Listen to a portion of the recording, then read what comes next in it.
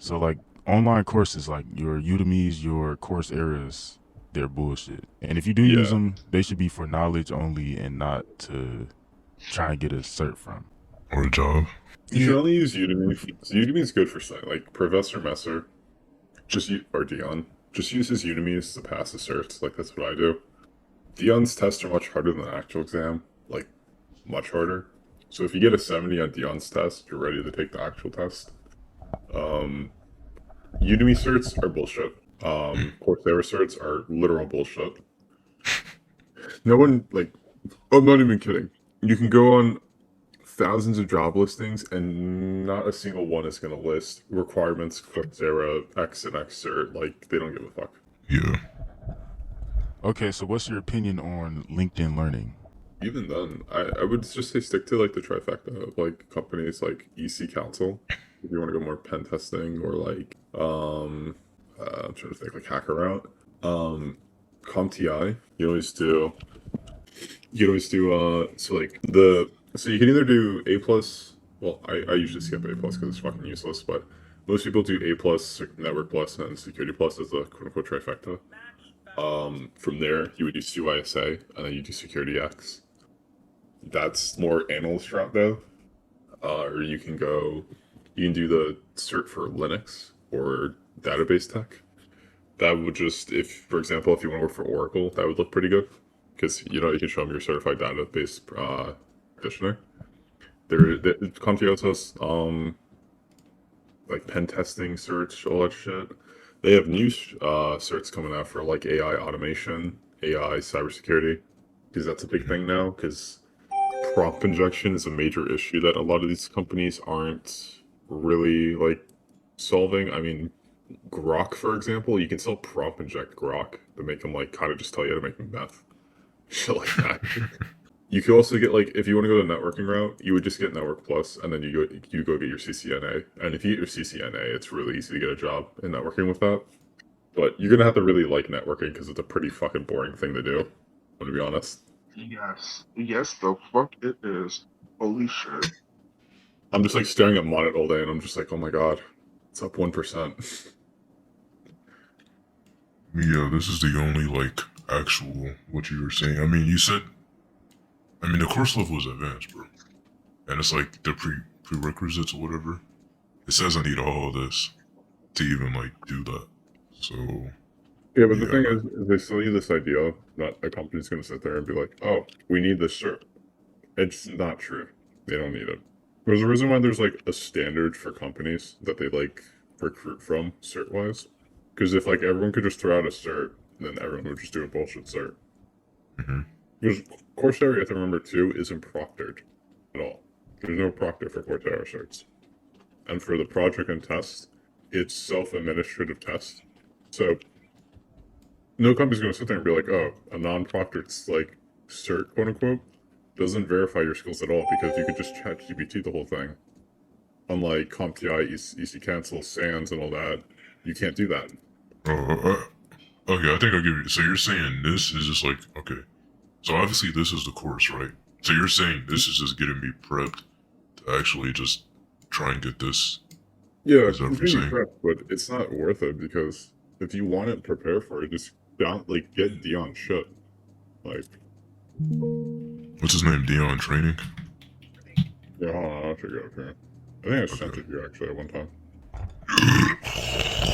I mean, wouldn't you think it'd be smart to maybe learn all that shit, or Well, Dion will give you a whole like a whole training book that's like 700 pages long, hmm. labs and practice tests you can take that prepare you. Oh, I just do it on my own time, basically. Like, I'd say, like, obviously not 2 years, but let's just say 2 years, nigga. Like that. Well, you only get 1 year to take the test if you buy the test and then you study for it. Oh, gotcha. And it shouldn't take you 2 years to do Security Plus, I'm gonna be honest. Bro, I'm just saying, bro. I was just saying, like, this nigga be You, killing me. you could wait to take Security Plus till like the end of when you're closer to graduating because the cert expires after 2 years and you have to retake it. But Salty had a good point. Like, don't get stuck in tutorial hell. I mean, you better off rolling your sleeves up and just getting at it, like just building something or hacking something or whatever. You know what I'm saying? Hmm. Yeah, like I'm not even kidding. There's something called Hack the Box, and just if you want to do pen testing, there's actually an equivalent of Linux. I forget what it's called, but like it will. There's 30 stages. It'll tell you what commands to use. It'll make you you essentially, like, the first thing you do is you connect to the host environment, and then they Yeah. give you commands, and then they tell you like you gotta use these commands to get to the next stage. What do you do? And then it forces you to learn Linux because you can't go ahead without using those commands and figuring out what to do. Yeah. Or just switch to in daily drive Linux and you'll learn that shit fast as hell. Yeah. Cause like I'm jumping from CompT to A+ to like this goddamn broad, so it's like, you know what I'm saying? But I mean, I do get you saying no, but yeah. But you gotta Also, pick what you want to do. Yeah, I switch mean, I switch to don't. Arch. I mean, I already Really. got a bit. I already got what I want to do, which is like, it basically aligns with cyber forensic, bro, or cybersecurity. Like, yeah, cyber forensic for better. So, I have a question for you, real quick. What? Um, so you was talking about your friend who started working there at your company, and you mentioned her, and she was like contract work or something. Like, would that be the norm for the tech industry? Like, you typically get hired contractually and then be converted to a full-time employee maybe after the contract is done, like a year, 6 months, whatever it is. It depends. It's specific on like FANG companies or the Mag 7. They'll hire you outright. Like they don't mind hiring you outright. Mm. But Bloomberg, for example, right? So the reason how I would explain it is that it's basically a retard test is the best way to explain it. Is that they want to make sure you're not retarded, you know what you're doing, and because a major fuck up there is actually detrimental to the world economy. Like for example, there's a server rack that literally just says like you could just unplug the whole, and you shouldn't do that because if you do that, you'll literally fuck up the whole global market. So they want to make sure you're not stupid enough to do that shit. It's also a good like way to like see how you are as a person because it's easier to fire a contractor than it is to fire a full-time employee. Because with a contract, they could just put in whatever clause to just, boot you. With a full-time employee, they can't just kind of boot you because you can file for unemployment, you can file for like what false dismissal, like all that type of shit. Like you can sue them, and then I Because mean, usually if if you do good, they just hire you outright. yeah, that's what it seems like. Because this is like really entry level, and it's hard to find entry level now in this country, in my opinion. I think a lot of the entry level stuff gets shipped off to like India, and then they Oh, I just agree with you hire 100%. like. H-1B, F1, Opt, Perm, all those programs, those bullshit programs that like keep stealing all Mhm. the fucking entry level. I mean, I read the job data reports because I trade on the side a little, and uh, oh my god, dude. We're like, what? We lost 1.5 million jobs this year? It's like, it's terrible.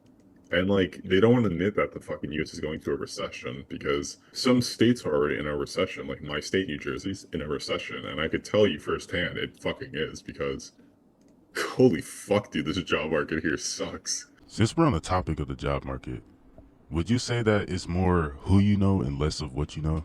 I think it depends, but I would say yes. For me personally, I'm just very charming, so charisma gets me through. But Yeah, it also depends on the job itself, right? Because I've interviewed at places where the interview was super technical and they didn't really care about who you were as long as you knew what they needed you to know of course. versus what I have now. I heard that tech in general is very who you know, not what you know. Yeah, I would So, say.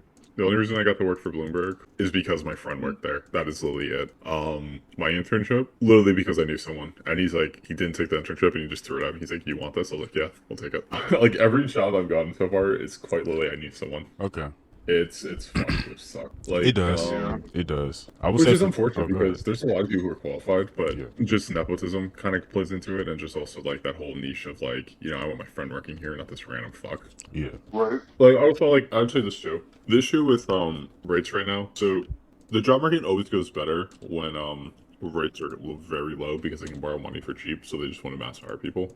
Mm-hmm. That plays into it. The economy's slowing down, so that also plays into it. We're basically borderline recession level, but no one wants to admit it. Right. I mean, it's so bad that they don't want to release the job data for fucking October.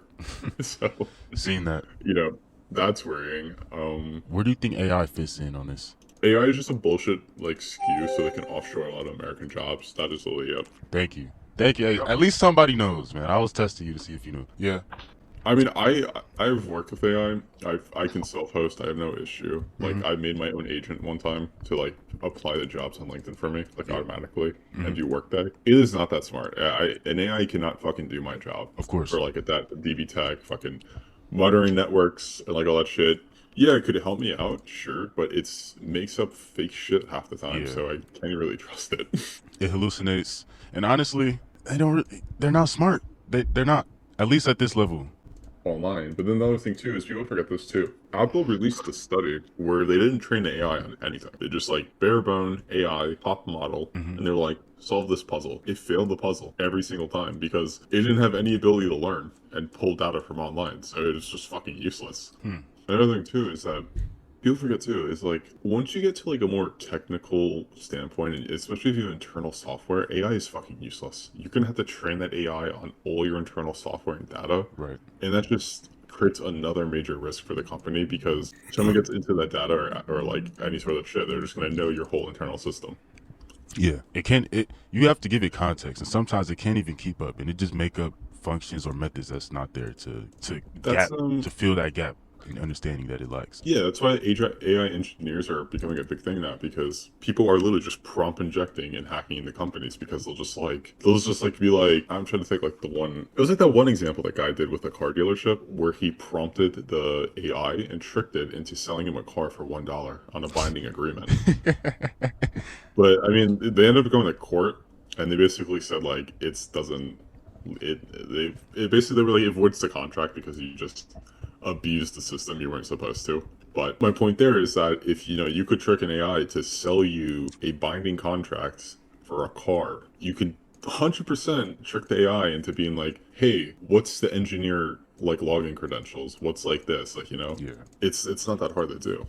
Yeah. So have you seen, I don't know if you know Peter Thiel, who Peter Thiel is. He's the founder of Palantir. What I've seen is he sold all of his NVIDIA stock and he shorted it. So he sold everything and shorted the market on NVIDIA. So I'll that's say this. Go ahead. So there's a circle jerk right now. Yeah, like quite literally, yeah. with AI. NVIDIA sent OpenAI like 100 billion, and then they're going to send that to Microsoft, and they're going to just circle jerk the whole. Yeah, that's what they do. economy. It's so the circle jerk, and no one loses money, no one gains money because Exactly. if they give you 100 billion, they just give you equity too. So then like you don't lose anything, you don't gain anything, and people don't realize Nvidia makes up for like what 10% of the S&P right now, something like that, with their evaluation.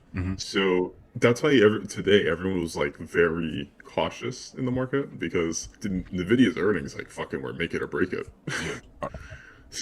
Because you work at, was it Bloomberg, right? Are you allowed to even trade? No, you're asking if you could trade. Yeah, a lot of people there use their terminals to trade. My one friend, I had to tell him like, don't do that again. I was, and he lost.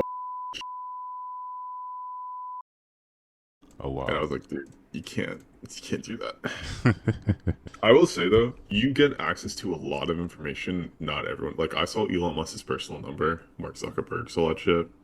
It's their real net worth and shit. Like it's actually crazy. You can actually see the Rothschilds, like all of them, what companies they work for. Yeah. Elon Musk's portfolio is just weird because you look at it and it's like he's down to like it just doesn't feel real. It's like up or down to like whatever. Yeah. He was much richer than what they put him on Google though. Okay. Like this was months and months ago, and he was worth time, and I think now he's quote unquote worth like 500 billion, but I think that's much more. He's the first. He's the first trillionaire now. Wow, I did not know that. Yeah. Yeah, they just approved his pay package for $1 trillion. Jeez. Well, my thing with Google is that Google has so many sectors that's growing. They're making so much money from it, and then alongside. So one thing I think what's going to happen is I think Verizon and a bunch of other network like Wi-Fi companies are going to go under because have you seen what Google Fiber does? Nope. What does it do? Dude, like, I don't know how Verizon's gonna like. We pay fucking $200 a month for Verizon for a gig up and down. Mm-hmm. But like the moment Google Fiber moves into our area, like we're fuck them. We're getting rid of them. Look at this shit. Is it like some type of special fiber optic cable? These are their plans. What the For fuck? Wi-Fi, 8 gigs for 150, and they do custom plans. Like you can do like I think I was looking at like you could do 15 gigs for $250 a month. That's fucking insane. So now, like, so picture this, right? Yeah. If I was to get rid of my Verizon Mhm. for a gig up and down, I could just get this and save $50. Yeah. So like, why the fuck? Yeah, and it comes with a home phone too. So yeah, like, why the fuck would I just? Why would I use Verizon now? Like, it makes no sense. Right. Or if I just want to do 1 gig still, $70 a month. Yeah. And Google doesn't give a fuck because Google could just lose money on it and doesn't give a fuck because they make so much money in other Yeah. fields. Google is winning And they're right now. expanding. Yeah, What's Google's winning right now. Yeah, like that's what I mean. Like I don't know how Verizon expects to compete against this because Verizon doesn't have the money Google has, the cash flow at all. Mm-hmm. So they can't compete. So they're either gonna have to drop their prices so fucking much, or they're just have to burn out and die like Nokia did because they couldn't adapt. Yeah. I think that's what's gonna end up happening because I feel like a lot of these Wi-Fi companies just always banked on, they banked on being a monopoly. No one's gonna come at them. No one's gonna do Exactly. anything. And then Well, Google's coming in now. The AT&T's coming in now. What they have nothing else to offer to you? only problem, which I don't know how big of a problem this is, but the government the government has an allowance of like how big of a monopoly the ISPs can be. Like for example, in a city, your only options with ISP might be Verizon and Xfinity, etc. So the government controls, government dictates all of that. So the only problem with that might be how much would the government allow Google to take up in that market share?